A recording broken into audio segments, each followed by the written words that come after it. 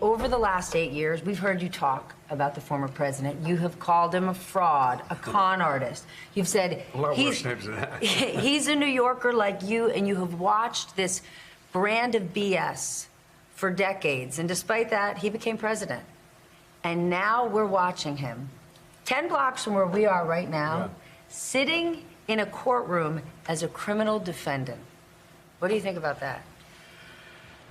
I think of how absurd it is. And this might be the one case where that could be it for him. It's a state case.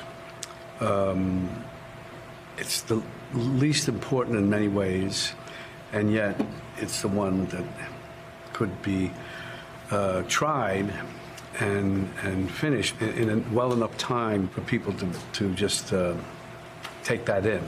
Does it give you some sense, not of joy, but of relief at least, that he's potentially facing some consequences? Because, as you've said before, this guy's a con artist, and he's gotten away with it for years.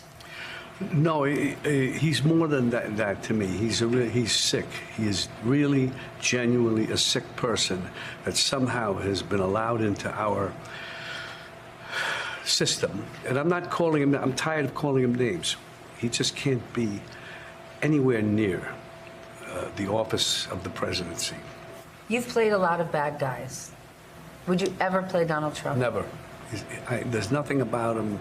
There's not one redeeming thing in him that I can see ever. And it's funny, I was just thinking that he actually became president. He could have done good things. Instead, he had to do it all wrong.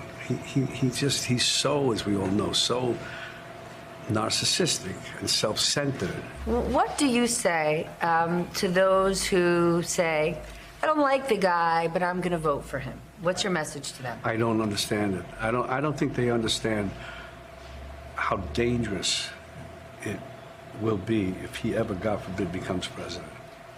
I don't think they really understand. And historically, from what I see, even in Nazi Germany, they had it with Hitler. They don't take him serious. He looks like a clown, acts like a clown. Mussolini, same thing. These guys, I don't know why, they look like clowns. They somehow, that element of society identifies in some ways with them, but it would be chaos beyond our imagination. There's no mystery about him. He's right out front, and what he says is what it'll be if he becomes president. Do you think our democracy is at risk in this election? I think that it is. I always keep saying democracy is great, of course, but democracy people take for granted. It's a word that some people don't even understand. They take it for granted.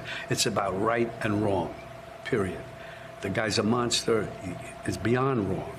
It's almost like he wants to do the most horrible things that he can think of in order to get a rise out of us. I don't know what it is, but he's been doing it, and it's scary. Are you? Excuse my French. Do you have any concerns for the future of the arts if you were to become president? He has already said he wants to go after his enemies. He wants to go after journalists and the news media. Mm-hmm. What about your industry?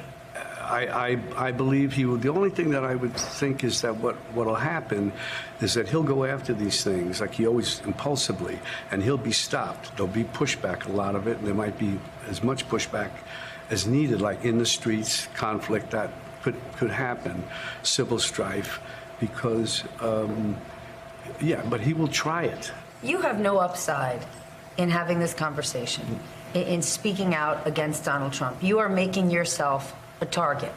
The interview will air, and he will immediately find a reason to talk bad about you in public. Yeah. But you're choosing to use your platform to do so. What do you say to other celebrities who don't want to alienate part of their fan base, don't want to step in harm's way, but they have similar megaphones that you do? You know, the idea to be bullied at my age by someone like this is not happening. I'm pretty sure you were never bullied. No, there was a kid sometime, this, that, but the point is not, and for the country, no. And I think other people are going to have to stand up and just, because it's either that or you're going to find yourself in a situation that's so terrifying.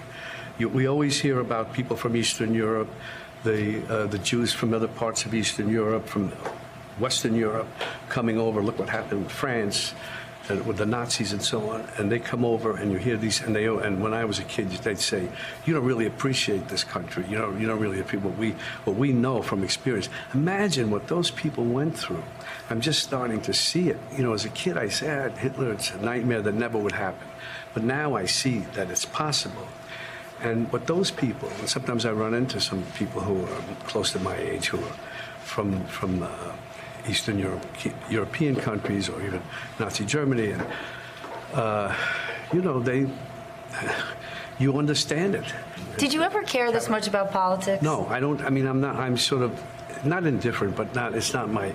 But I'm so angry about what's going on. I don't see how it can be avoided. Do you think Joe Biden's the right guy?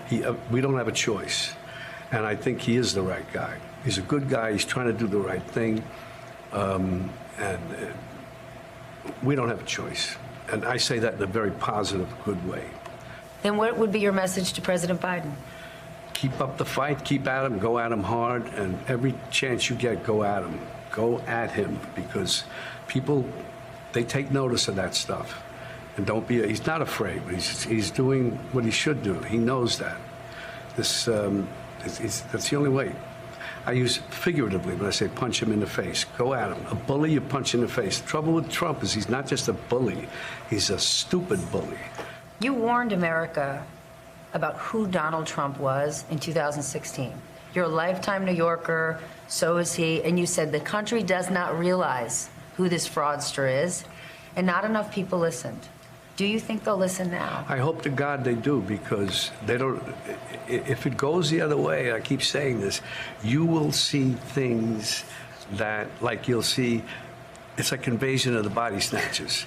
You'll see people you knew or you thought you knew all of a sudden changing, all of a sudden going with that side, either for self-preservation, because they actually believe it, or they're deluding themselves, or whatever.